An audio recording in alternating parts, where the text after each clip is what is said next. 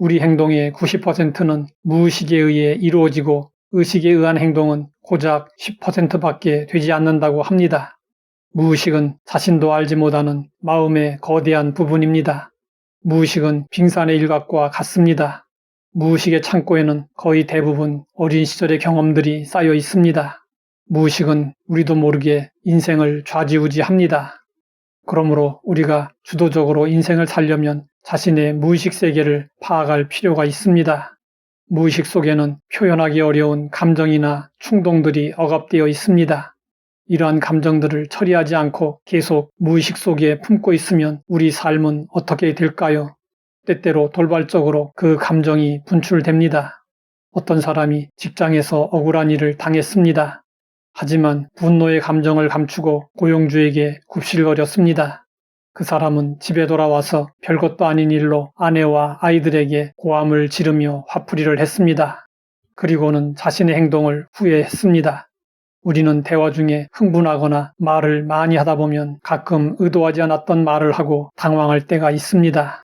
말 실수였다고 변명하지만 그 말은 언젠가 한 번쯤 생각해 본 적이 있었던 것이고 그것이 자극을 받아 무의식 중에 표출된 것입니다. 나도 모르게 왠지 괜히 어쩔 수 없이 이런 말들이 바로 우리의 무의식적 행동에 대한 표현들입니다. 프로이트의 공언 중에 하나는 인간의 무의식 세계에 대한 이해를 넓혀준 것입니다.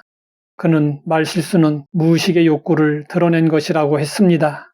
예수님은 이에 대해서 이미 말씀하셨습니다. 너희는 악하니 어떻게 선한 말을 할 수 있느냐?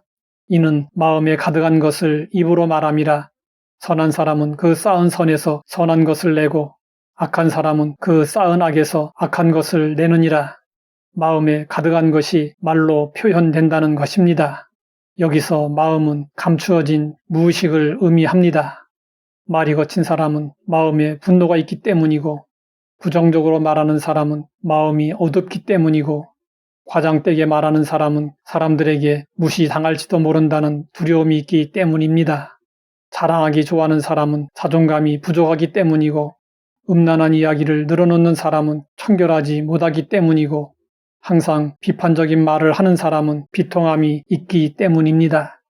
미국의 정신분석가 브랜너는 무의식을 가리켜 어른 속에 살고 있는 어린아이라고 말했습니다. 우리의 무의식에 상처받은 어린아이가 살고 있다는 뜻입니다. 힘없는 어린아이 때 받은 고통은 감당할 수 없어 무의식 속으로 보내집니다. 그 상태에 그대로 자라나면 그는 어른이 되어서도 여전히 그 고통에서 벗어나지 못하게 됩니다. 어렸을 때 부모에게 칭찬을 받아본 적이 거의 없고 넌 안 돼, 넌 할 수 없어라는 부정적인 암시를 받고 자란 사람이라면 그는 무의식적으로 자신은 아무것도 할 수 없는 사람처럼 행동합니다. 또 잔소리만 들었던 사람이라면 다른 사람에게 인정을 받을 수 있다는 생각을 거의 하지 못합니다. 따라서 우리가 자율적이고 주체적인 인생을 살기 원한다면 자신의 무의식의 세계를 파악해야 합니다.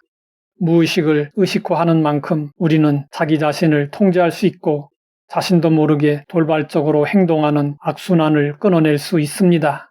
삶의 변화가 필요할 때 사람들은 이곳저곳 두루 살펴봅니다. 그러나 정작 가장 중요한 자신의 무의식 세계는 방치합니다.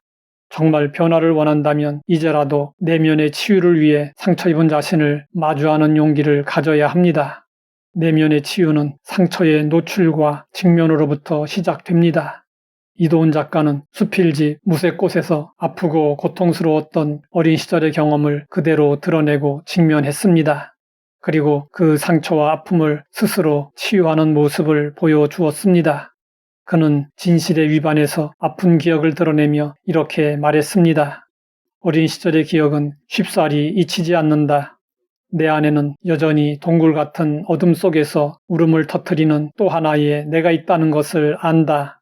치유되지 못한 내 안의 그림자는 순식간에 사라지지 않겠지만 이제는 그만 지워버리고 싶다.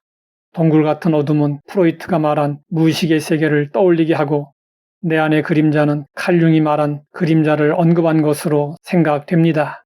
우리에게도 동굴 같은 어둠과 늘 따라다니는 그림자가 존재합니다. 더 이상 피하지 말고 마주해야 합니다. 내면의 치유를 필요로 하는 사람이라면 이도훈 작가의 무쇠꽃을 읽고 용기를 내서 동심의 세계로 돌아가 아픔을 직면하고 내 안의 어린아이를 기꺼이 만나야 합니다. 그리고 두려워하지 말라고 다독이고 용서하라고 말해줄 필요가 있습니다. 하나님 아버지, 어른 속에 살고 있는 어린아이를 보게 하시니 감사합니다. 은혜 안에서 노출과 직면을 통해 내면의 상처를 치유하게 하옵소서.